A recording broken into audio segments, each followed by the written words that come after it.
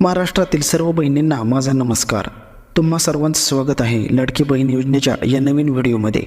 आज आपण या योजनेविषयी खूपच महत्त्वाचे अपडेट घेऊन आलो आहोत।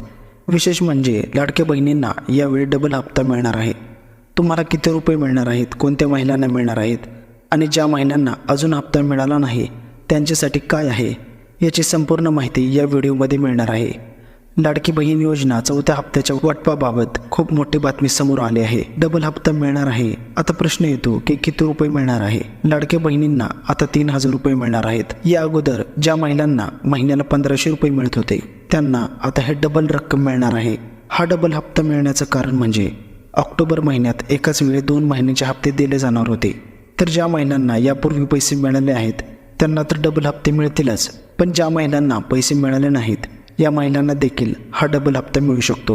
पण त्यासाठी तुमची KYC प्रक्रिया पूर्ण झालेली असावी। KYC न झाल्यास हा लाभ मिळणार नाही।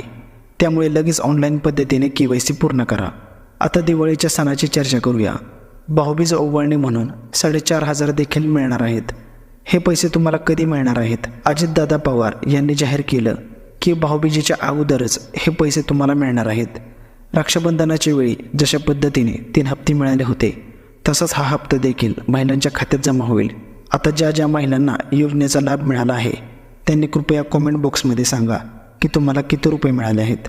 आत्तापर्यंत 2 कोटीहून अधिक महिलांना योजनेचा लाभ मिळाला आहे आणि हे प्रमाण अजून वाढत चाललं आहे। राज्य सरकारकडून अजूनही अनेक महिला योजनेत सहभागी होण्याची अपेक्षा आहे। यापुढील काळात देखील महिलांना नियमितपणे 1500 रुपये दरमहा मिळत राहील आणि दिवाळीच्या अगोदरच मोठी रक्कम मिळणार आहे। तर बघा, लाडकी बहीण योजना ही निवडणूक संपल्यानंतर देखील पुढील 5 वर्षे चालू राहील असं सरकारनं सांगितलं आहे।